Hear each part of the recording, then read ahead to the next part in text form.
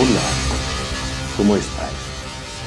Hoy me gustaría reflexionar sobre el quinto relato en orden cronológico de mi segundo libro, que es este,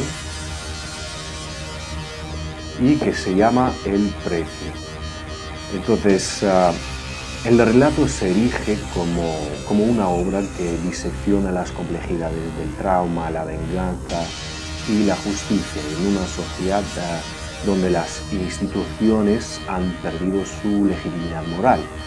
Y a través de la historia de Marcus, que es el personaje principal, es un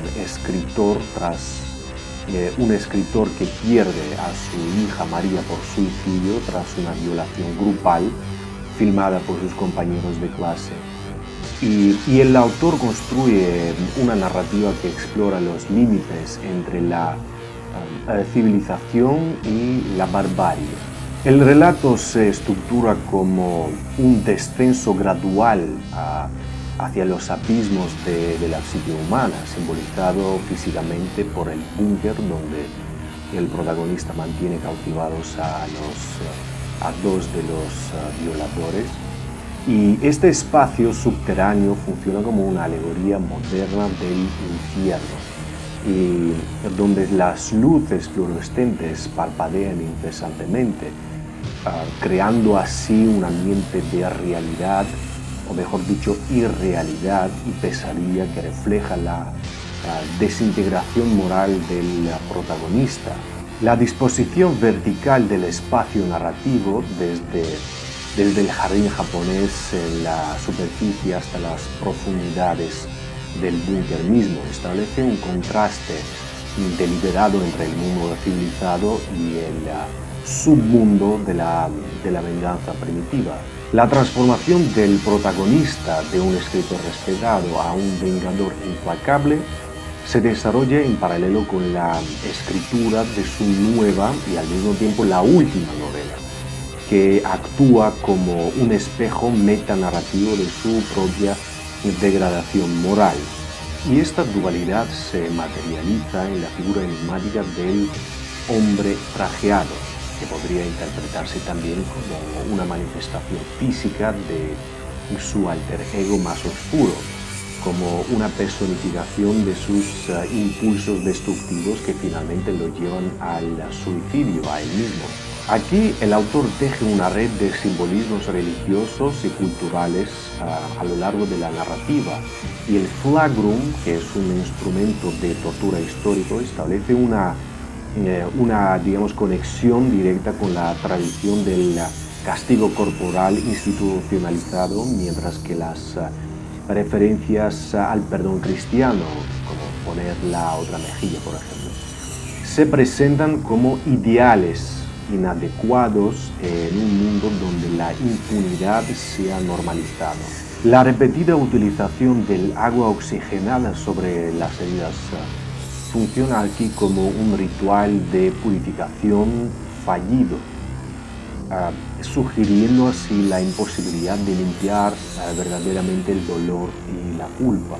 La corrupción intergeneracional se explora a través de la relación entre Antón, que es el jefe de policía corrupto, y su hijo, uno de los violadores. Y esta dinámica familiar ilustra cómo los valores morales o su ausencia se transmiten de una generación a otra, creando así un círculo continuo de degradación moral. El autor sugiere que la impunidad no es simplemente un fallo del sistema judicial, sino el resultado de una corrupción moral más profunda que impregna toda la sociedad. Y eso, por cierto, atañe a casi todas las sociedades existentes hoy en día y a las que existieron, no solamente aquella en la que transcurre la historia. La violencia en la obra se presenta en múltiples niveles. Por ejemplo, la violencia contra la hija del protagonista, la venganza física del propio protagonista y la violencia institucional representada por la corrupción policial. Y cada acto de violencia genera nuevos ciclos de sufrimiento, sugiriendo así que la venganza aunque comprensible desde una perspectiva emocional, no puede proporcionar una verdadera resolución o justicia como tal. El jardín japonés del protagonista, descrito al principio y al final del relato, funciona como un símbolo de orden y serenidad que contrasta dramáticamente con el caos moral que se desarrolla en el subsuelo. Y esta yuxtaposición subraya la fragilidad de la civilización y cómo esta puede desmoronarse cuando los pilares de la justicia y el orden social se corroen desde dentro. Y el desenlace de la obra con el suicidio del propio protagonista y el abandono de los jóvenes en el búnker sugiere que la venganza tiene un precio devastador, no solamente para sus víctimas, sino también para quien la ejecuta. Y la decisión final del protagonista de dejar a los jóvenes violadores para que mueran lentamente, en lugar de darles una muerte rápida, por así decirlo, representa quizás la forma más extrema de crueldad, que es, creo yo, la indiferencia total hacia el ser humano.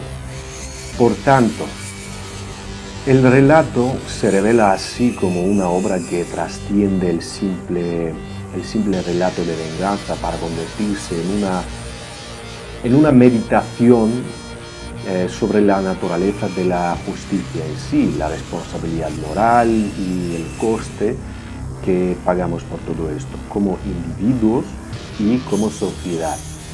En los momentos, sobre todo, cuando abandonamos los principios que nos hacen humanos.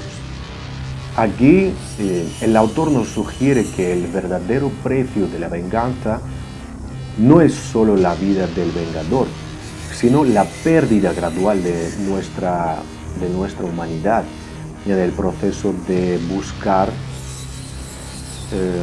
esta justicia, que paradójicamente nos aleja cada vez más de cualquier posibilidad de redención verdadera. Y bien, basta por hoy, es todo. Gracias por vuestro tiempo, por vuestra atención y reflexionad sobre qué es esto, la verdadera justicia. Nos vemos en el siguiente vídeo. Chao.